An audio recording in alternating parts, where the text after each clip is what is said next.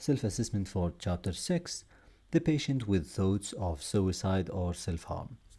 The first multiple choice question is this. A 23-year-old woman presents at the accident and emergency department stating that she is feeling suicidal and has taken an overdose of paracetamol several hours ago. What is the most appropriate initial management step? A. History of circumstances leading to overdose.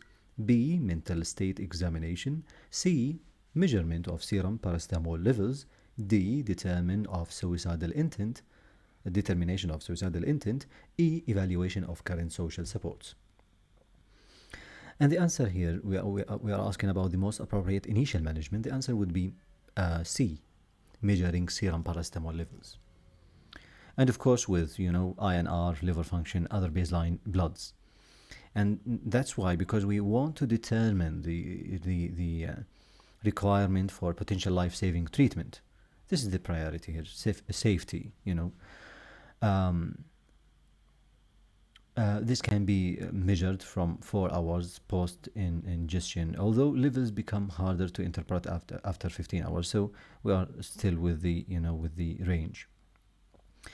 And of course, the other options are all important aspects of psychiatric evaluation and risk assessment, but are not urgent. So the first thing is to measure the serum paracetamol levels. Question number 2. A 45-year-old policeman with a history of self-harm, depression, and alcohol dependence discloses that he has been thinking about ways of killing himself since his wife left him a month ago. Which one of the following preparatory measures would suggest strong suicidal intent? A. Internet research. B. Contacting the Samaritans. C. Telling his ex-wife of his plans. D. Making a will and paying bills. E. Telling his general practitioner of his plans. And of course the answer is obvious here, is D. Yes, of course, researching methods like internet research is worrying, but acts of closure like this, making a will and paying bills, this is much important and much serious. Okay. Writing suicidal notes, closing some financial problems. Okay, this is the most worrying signs that suggest strong suicidal intent. So the person is planning and he's just finishing things. On the other hand, contacting voluntary support agencies like Samaritans or even telling his wife or general practitioner, these are on the other hand are protective factors somehow, or may predict a degree of ambivalence actually, so that's it. But about this, telling his general practitioner about his plans, this is actually does not reduce his risk, because some studies show that a lot of suicidal patients, before they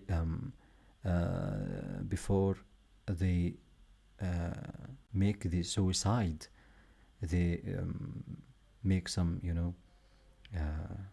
contact with their general practitioners or psychiatrists. So this would not reduce his risk actually. This is not like contacting someone to help.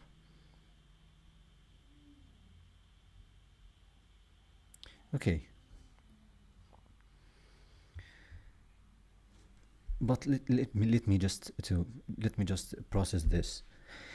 As we said, internet research would increase the risk, of course. Contacting the Samaritans, these are some voluntary support agencies, but this does not mean the patient is not willing to do the suicidal attempt or to suicide. And it's not a protective factor actually, nor a risk factor rather than it means that the patient has some kind of emotional distress, for example. But and also some kind of ambivalence, which is, I would say, it's a kind of protective factor, but it's not a protective factor as protective, yani. No. Telling his ex-wife of his plans, this is maybe a way of communicating his feelings to her. So it's not a closure thing like making a will and paying bills. This is the most dangerous thing here. And as I said, telling his general practitioners his plans is something, and it does not make the risk lesser. Okay. A third case here, a 29-year-old builder with a diagnosis of depression states that he is considering various methods of suicide. Which one of the following plans places him at highest risk of suicide? A. Jumping from a height. B. Paracetamol overdose. C. Suspension hanging. D. Firearm wound. E. Carbon monoxide poisoning. It's according to the place, actually, but I know in British books the answer would be suspension hanging, while in American books it would be firearm wounds. So suspension hanging is the most common method for completed suicide in England, and it's also in Wales and many other countries. So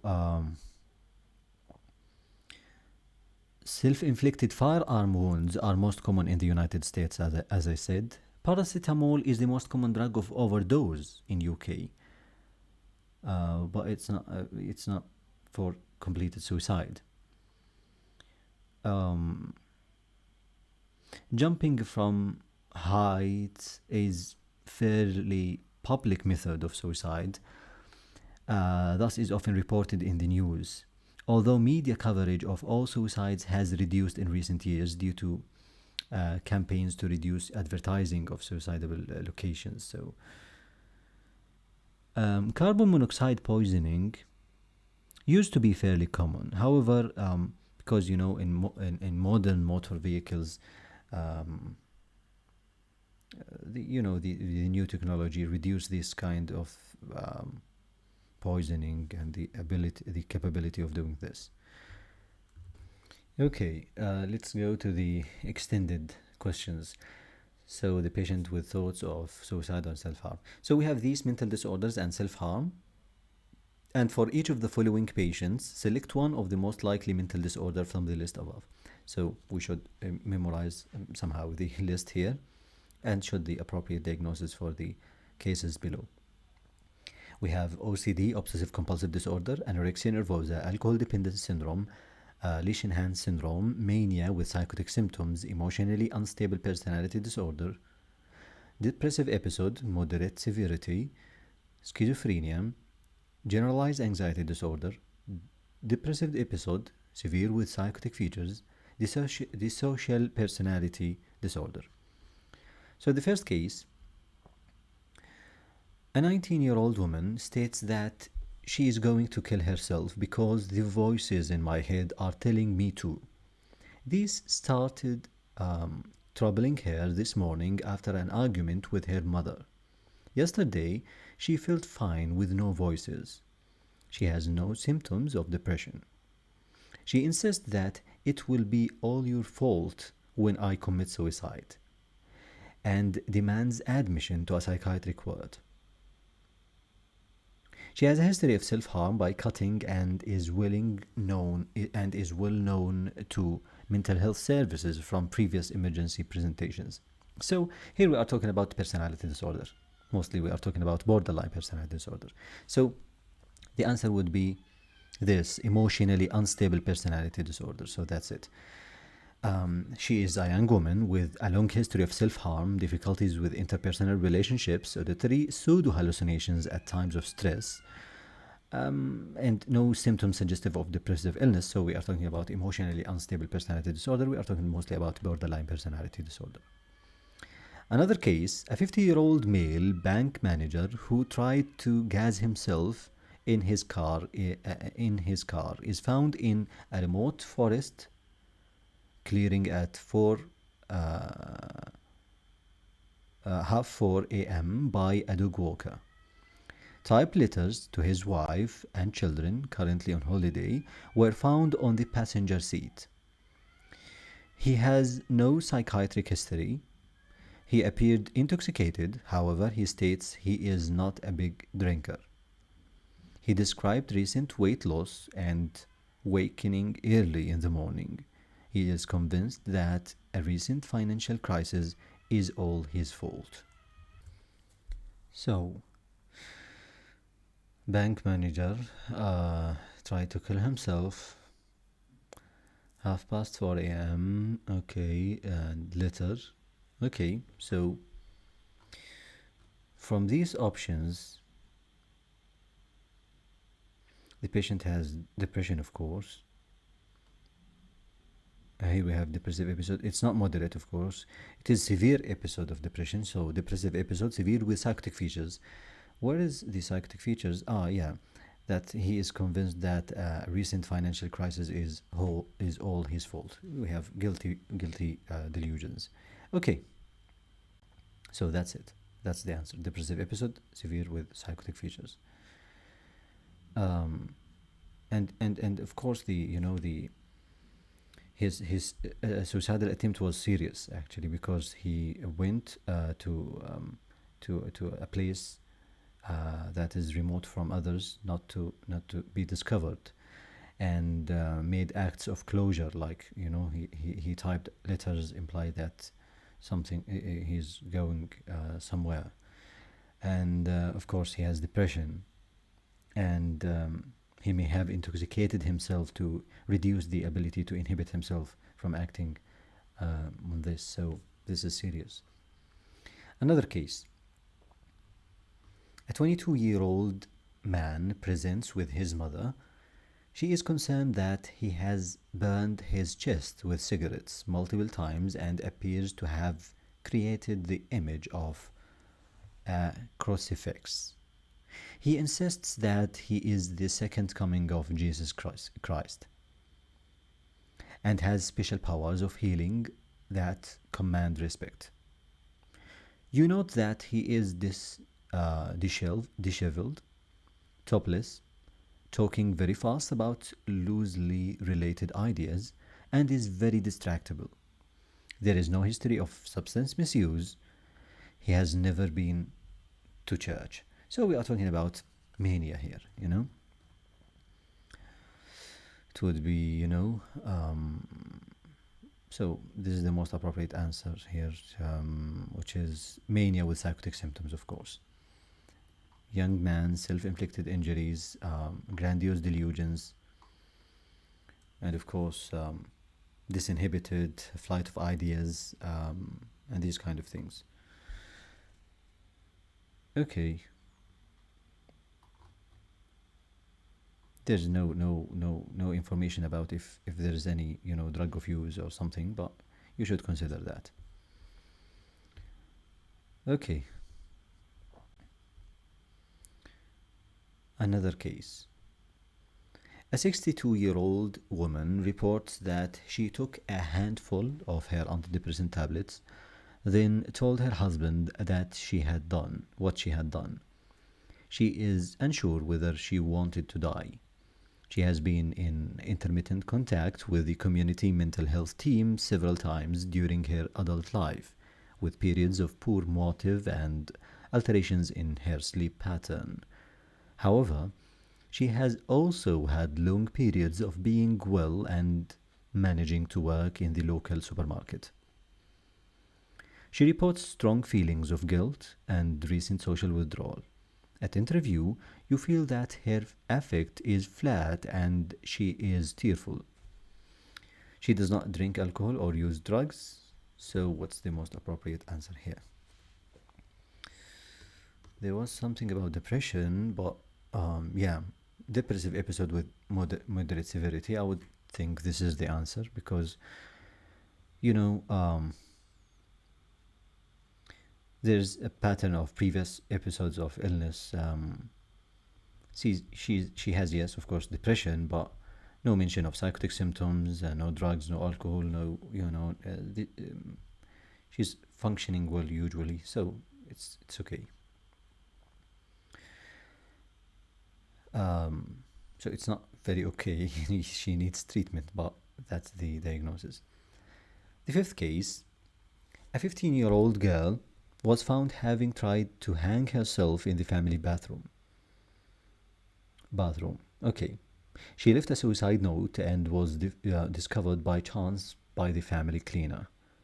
You notice that she looks thin. Her parents report that she has been picky with food over the past few months, but they have not noticed anything else because of their busy jobs as lawyers. On examination, you note that she is wearing very baggy clothes and has fine hairs over visible skin areas. This is Lenugo hair. Okay. She has actively resisted physical examination. She tells you that nothing is wrong at all and that she just wants to get home to study for her further coming exams. So the patient here is anorexic. She has anorexia nervosa.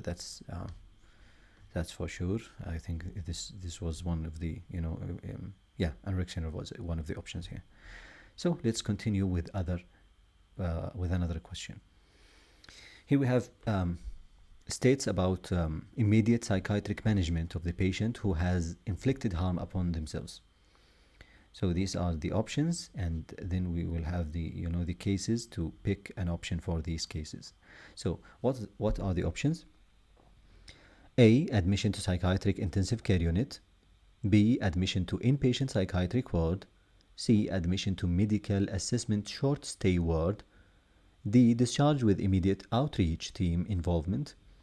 E, discharge with community mental health team later in the week. F, discharge with outpatient psychiatry clinic appointment next month. G, discharge with appointment with alcohol addiction services. H, discharge the police custody to police custody. I, discharge with information on non-NHS support services. J, discharge with prescription for antidepressant medication. K, discharge to care for general practitioner. Admission, psychiatric intensive care unit, inpatient, medical assessment for discharge, immediate outreach, community mental health, outpatient psychiatric clinic, appoint addictions, policy custody, non-NHS support system, antidepressant, general practitioner. So let's look to the, for each of the following cases, select select the one most appropriate management option from the list above. Okay. The first case. A 57-year-old unemployed divorced man who lives alone took an overdose of a benzodiazepine. A scribbled suicide note was left, and he called emergency services before falling unconscious. He saw his key worker from the alcohol addictions team earlier that day, who provided him with benzodiazepines for community detoxification.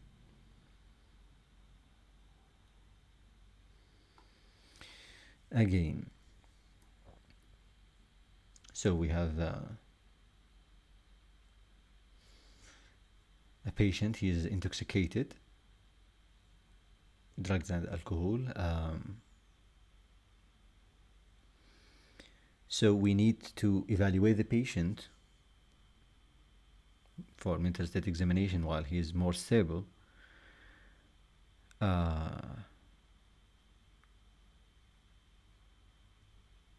So what's the answer? Let's get back to the answers here. Yeah, admission to psychiatric intensive care unit. No, we didn't finish our our evaluation, and the patient may have some medical complications, so we cannot do that. We cannot admit patient to inpatient psychiatric ward. Admit to medical assessment. Yes, of course, this is the answer. Yes, that's it. We admit the patient to medical assessment short stay ward. if there's something like this, or if there's, emergency admission in emergency department, this would be good to wait for the patient to be stable and then to re-evaluate the patient. That's the answer, C. Yes, of course, it is the answer. Okay. Another case. So we are still here talking about the same case.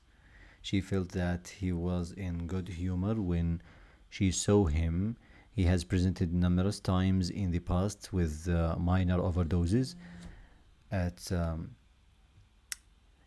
interview, he appears very drowsy and smells strongly of alcohol. He is inconsolably tearful, stating that he is ruined and wants to die.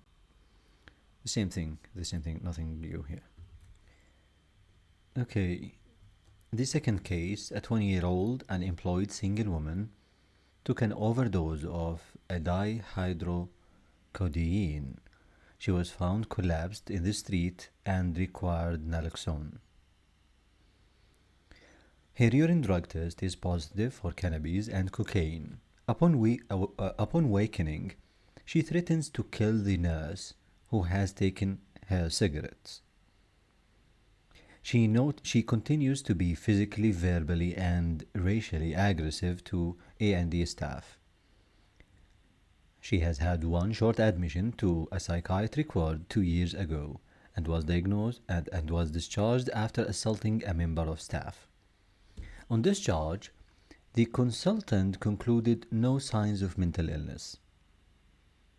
At interview, she screams at you to supply her with more dihydrocodeine and threatens to kill herself if you do not comply. So this person should be, of course, discharged to police custody because her overdose does not appear to have been with strong suicidal intent. She was found in the street, so she was not hiding anywhere. And she is exhibiting drug-seeking and manipulative behavior, of course. And a lot of patients, drug-seeking patients do not require police involvement. But for this particular case, this patient, this person has committed physical, verbal, and racial assaults to healthcare workers and needs to face consequences of these actions. So that's it. Discharged to police custody. Admission to psychiatric ward is unlikely to be beneficial for this patient. And on the other hand, it can actually reinforce her behavior. Okay. Another case, a 33-year-old man, married taxi driver, was found by his wife in the loft, holding a nail gun to his head. He was slightly intoxicated and broke down in tears while agreeing to attend hospital. He has no history with psychiatric services, and despite having taken a drink tonight, does not usually drink alcohol. He described feeling like he cannot be bothered since he has his pay severely cut about 2 months ago and has since been burdened by creditors calling him. At interview, he described poor sleep, weight loss, lack of energy, and guilt about his loss of libido. While he described ongoing suicidal feelings, he described his daughter and wife as strong protective factors. He regretful that things have come to this, and glad that his wife found him before he did something stupid. He seems a bit more optimistic after assessment. For this patient, I think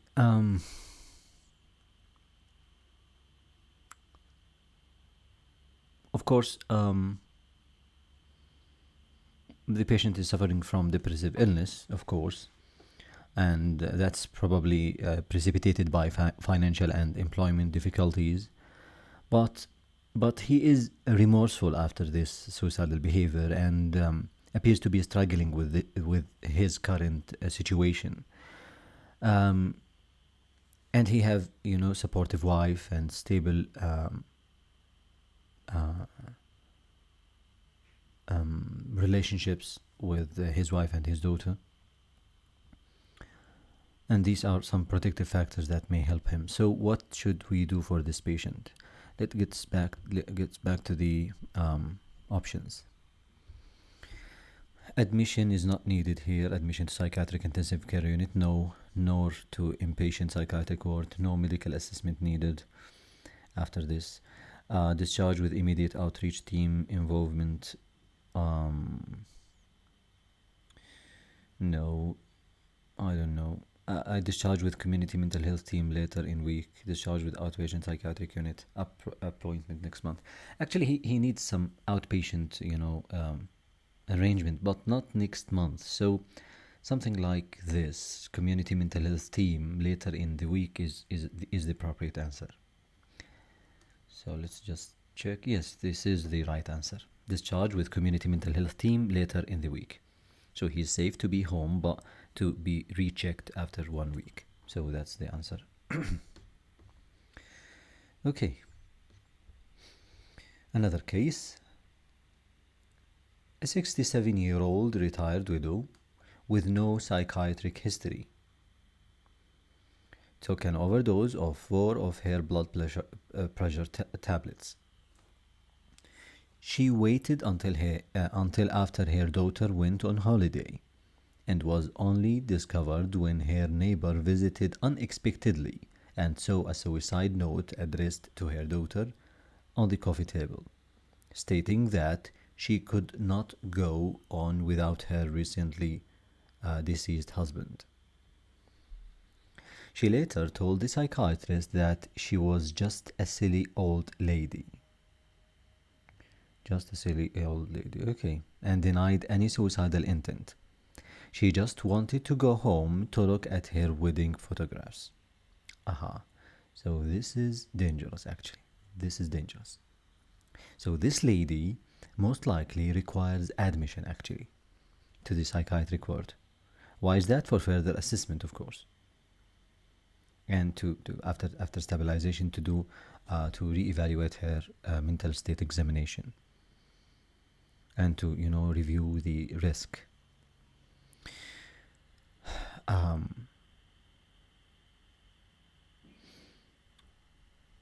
Maybe the patient would refuse that, actually, and you can use mental health legislation in this case, because the patient is denying anything. So yes, the overdose is relatively small, but this is most likely due to lack of knowledge, but she wants to die, actually. There appears to have been very clear suicidal intent, because you have this. It is the first intention, and she wrote that note for her daughter, and she's not talking about it, and she denies it. So all of these are some risk factors about that. So the answer would be something like, let's get back to the options. Admission to psychiatric, not intensive care unit. No to inpatient psychiatric ward to be evaluated. Okay. The last case here, I think it's the last case. I don't know. Okay. A 26-year-old single mature student who lives with flatmates presents at the accident and emergency department requesting sutures for a self-inflicted lacerations on her inner thigh. She has previously been involved with mental health services due to self-harming, but disengaged with them 2 years previously because she did not agree with their diagnosis of emotionally unstable personality disorder. She is on no medication. She is reluctant to talk to a psychiatrist. However, you manage to engage her, and she tells you that she is not suicidal. She reports that her self-harm was previously improving, but has recently become more frequent due to academic pressure. She is keen to go home and refuses to have any involvement in the future with mental health services. So the patient has personality disorder, and she has low, I would say, low suicide risk. But let's say what we can do for her. No admission is needed. A, B, C is not the answer. Discharge with immediate outreach, no. Community mental health team later in the week, no. Outpatient psychiatric clinic, maybe, but the patient is not willing to do that, so I don't know. Discharge with appointment with alcohol, no. It's not about alcohol. Police custody, no need for that. Discharge with information on non-NHS support services, maybe. Discharge with prescription for antidepressant medication, no, the patient refuses that. Discharge to the care of general practitioner, maybe. So it's either I or K. And I would say the answer is I. Discharge with information on non-NHS support services. Because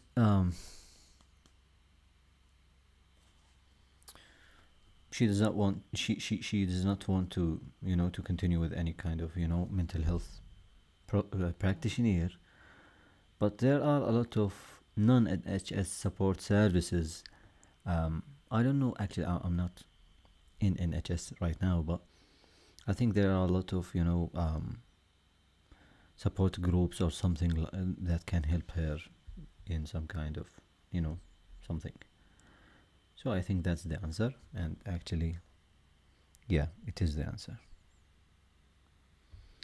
So that's it.